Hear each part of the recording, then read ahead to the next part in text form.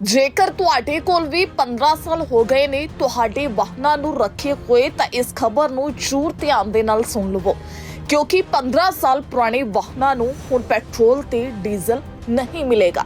ਜੀ ਦੱਸ ਦਈਏ ਕਿ 1 ਅਪ੍ਰੈਲ ਤੋਂ 15 ਸਾਲ ਤੋਂ ਪੁਰਾਣੇ ਵਾਹਨਾਂ ਨੂੰ ਪੈਟਰੋਲ ਤੇ ਡੀਜ਼ਲ ਨਹੀਂ ਦਿੱਤਾ ਜਾਏਗਾ। ਸਰਕਾਰ ਵਾਹਨਾਂ ਦੇ ਨਿਕਾਸ ਤੇ ਪ੍ਰਦੂਸ਼ਣ ਨੂੰ ਰੋਕਣ ਦੇ ਲਈ ਸਖਤ ਕਦਮ ਚੁੱਕਣ ਜਾ ਰਹੀ ਹੈ। ਪੈਟਰੋਲ ਪੰਪਾਂ ਤੇ ਯੰਤਰ ਲਗਾਏ ਜਾਣਗੇ। 15 ਸਾਲ ਤੋਂ ਪੁਰਾਣੇ ਵਾਹਨਾਂ ਦੀ ਪਛਾਣ ਕੀਤੀ ਜਾਏਗੀ। ਇੱਕ ਟੀਮ ਬਣਾਈ ਜਾ ਰਹੀ ਹੈ ਜੋ 15 ਸਾਲ ਪੁਰਾਣੇ ਵਾਹਨਾਂ ਦੀ ਪਛਾਣ ਕਰੇਗੀ।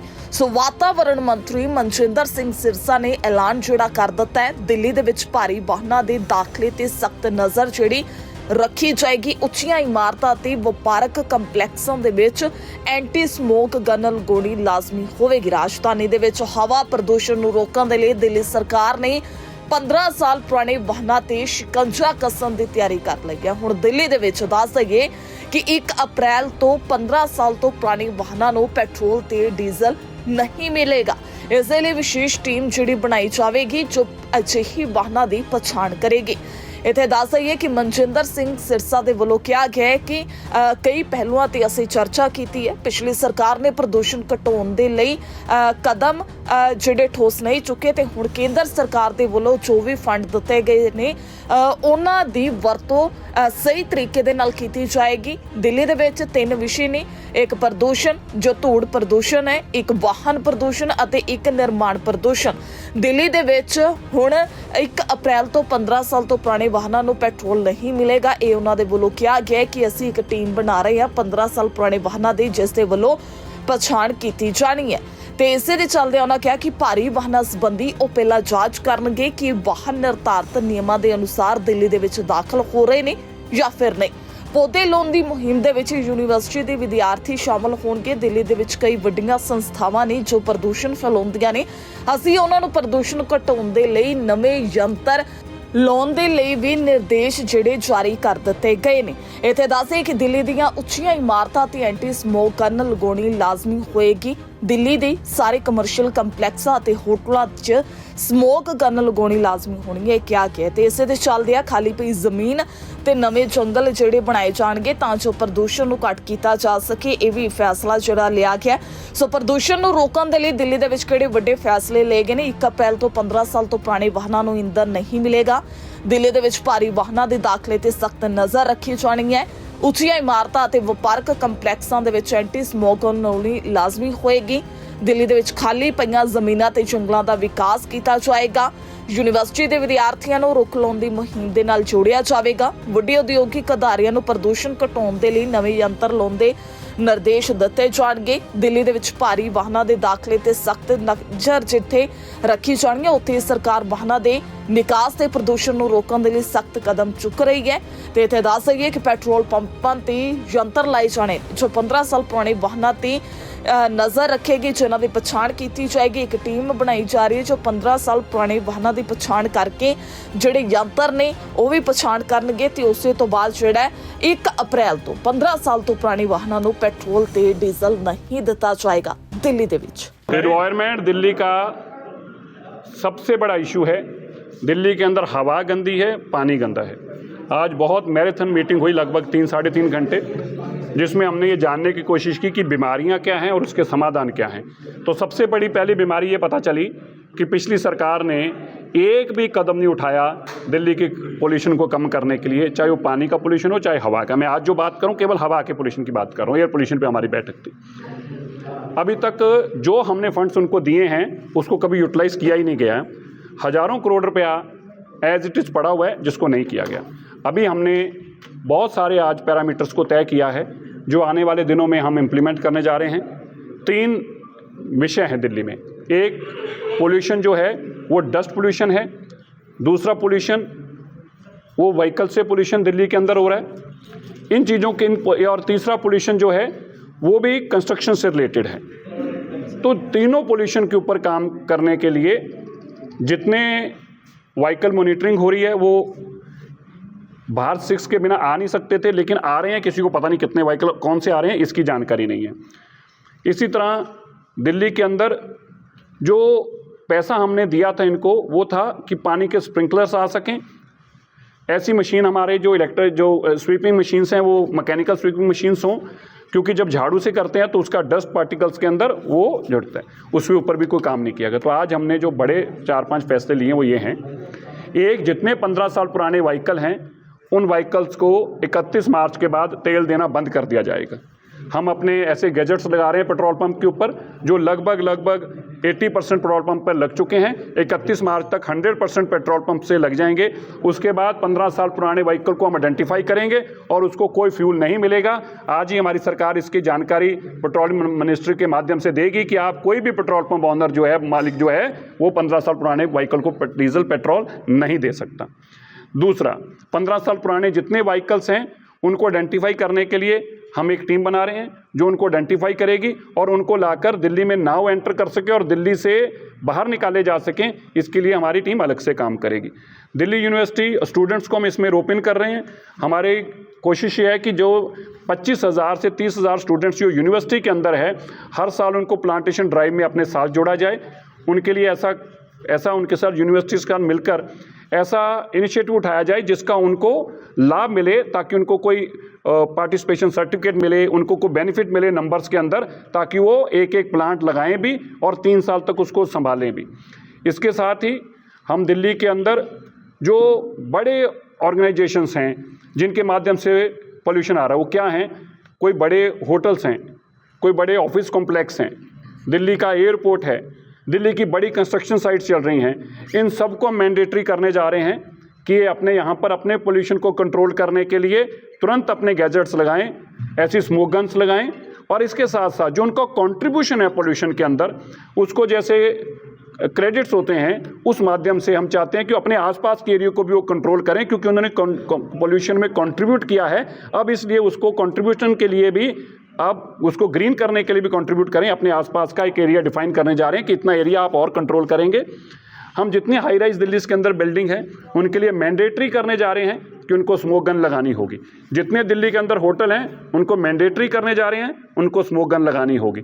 इसी तरह जितने कमर्शियल कॉम्प्लेक्स हैं उनको मैंडेटरी करने जा रहे हैं। दिल्ली के जो एयरपोर्ट है उसका पोल्यूशन क्या कंट्रीब्यूट कर रहा है हमारे दिल्ली के पोल्यूशन के अंदर, इसका हम एक कंप्लीट डेटा बना रहे हैं। उनके पास अंदर जितनी व्हीकल मूवमेंट है उस सारी व्हीकल मूवमेंट को टोटल 100% ग्रीन पर लाना होगा एयरपोर्ट को, और एयरपोर्ट जो कंट्रीब्यूट कर रहे हैं पोल्यूशन के लिए उनको भी इसके कार्बन क्रेडिट्स के तौर पर दिल्ली के पोल्यूशन को कम करने के लिए उसका योगदान देना होगा। दिल्ली के अंदर जो हमारे पास बैरन लैंड है उसमें हम तुरंत काम शुरू करके नए जंगल हम खड़े करने जा रहे हैं जो दिल्ली के पोल्यूशन को कंट्रोल कर जा सकें।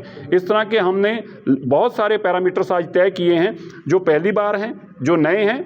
हो सकता है किसी को उसके साथ तकलीफ भी हो, प्रॉब्लम भी हो, और हम क्लाउड सीडिंग के लिए भी अगले जो 3 महीने जो हमारे लिए इंपॉर्टेंट रहने वाले हैं, जो मैक्सिमम पोल्यूशन होने वाला है, हमने आज तय किया है। हर सूरत में जो भी हमें परमिशंस लेनी होगी हम अभी परमिशंस लेंगे। हम यूनिवर्सिटीज़ को रोप इन करेंगे, IITs को रोप इन करेंगे, और हम इंश्योर करेंगे कि जब आपको दिल्ली के अंदर स्वेयर पोल्यूशन का टाइम होगा तब क्लाउड सीडिंग से बरसात भी कराई जा सके और इस पोल्यूशन के ऊपर रोक लगाई जा सके। सर, कितना पोल्यूशन हो गए जो आपने चीज़ें बोली है? ये कुछ अलग अलग डेट्स हैं। कुछ 1 अप्रैल से शुरू होने जा रही हैं। जो पुराने व्हीकल्स का तेल है वो 1 अप्रैल के बाद नहीं मिलेगा, क्योंकि 31 मार्च तक हम अपने गैजेट्स को प्रॉपर इंप्लीमेंट कर सकेंगे, ताकि किसी भी गाड़ी वो पेट्रोल पंप पे जाएगा तो वो आइडेंटिफाई हो जाएगी। एंटी स्मोक गन्स जो आप बोल रहे हैं, एंटी स्मोक गन्स के लिए हम अपनी आज MCD को डायरेक्शंस दी हैं। वो सारी बिल्डिंग्स की कंप्लीट लिस्ट ऑफ बिल्डिंग्स हमें प्रोवाइड करने जा रहे हैं जोन वाइज। कितनी हाई राइज बिल्डिंग है, कितने स्टोरी बिल्डिंग है, कौन सी नई हाई राइज बिल्डिंग बन रही है। नई हाई राइज बिल्डिंग्स के लिए अलग नॉर्म्स होंगे, एग्जिस्टिंग हाई राइज बिल्डिंग्स के लिए अलग नॉर्म्स होंगे, एग्जिस्टिंग होटल्स के लिए अलग नॉर्म्स होंगे, नए बनने वालों के लिए अलग नॉर्म्स होंगे। लेकिन हम आपको ये बताना चाहते हैं कि हमारा एक ही टारगेट है। पहला टारगेट हमारा एक है। मैं दिल्ली वालों को आपके टीवी चैनल के माध्यम से बताना चाहता हूं, जो पोल्यूशन क्रिएट कर रहा है उसको पोल्यूशन का समाधान उसी को देना है। हम इसको लागू करने जा रहे हैं। कितना स्टेट गवर्नमेंट्स पर भी कहा जा रहा है कि दिल्ली की ज्योग्राफी की वजह से बाकी स्टेट से भी पोल्यूशन देखिए होता है। जब हम अपना कंट्रोल करेंगे हम बाकियों को कह पाएंगे। बच्चा खुद अपने घर में पेपर ना करके नालायक होता और टीचर को कहे हमने टीचर बदलना। टीचर बदलने से बच्चे की नालायकी खत्म नहीं होनी। पहले बच्चे को खुद इंटेलिजेंट होना पड़ेगा, फिर टीचर का भी देख लेंगे। हमें पहले खुद को कंट्रोल करना है। कितना पोल्यूशन लोकल है और कितना पोल्यूशन एक्सटर्नल आ रहा है? देखिए ये डेटा अलग अलग है। बाहर से जो पोल्यूशन आता है 2-3 तरह से पोल्यूशन आता है। अलग तरह पे अलग टाइम पे अलग अलग पोल्यूशन आता है। अलग अलग गाड़ियों के माध्यम से पोल्यूशन आता है। सो ये बड़ा वास्ट डेटा है। मैं इस पे आपको संक्षेप में अगर बताऊं को दिल्ली का अपना पोल्यूशन भी लगभग 50% से अबव है। 50% से अब पॉल्यूशन हम खुद ही क्रिएट कर रहे हैं। हमने आज ये कहा है कि जो भी आपको पैसा चाहिए, एमसीडी को कहा है। मैं एक सबसे पहले बधाई देना चाहता हूँ एनडीएमसी को। एनडीएमसी ने आज मुझे अश्योर किया है कि वो आने वाली इस जो खराब मौसम का समय जब आता है, अक्टूबर नवंबर से शुरू होता है, इससे पहले 100% अपनी रोड से पेमेंट्स खत्म कर देंगे। कोई ब्राउन एरिया नहीं छोड़ेंगे।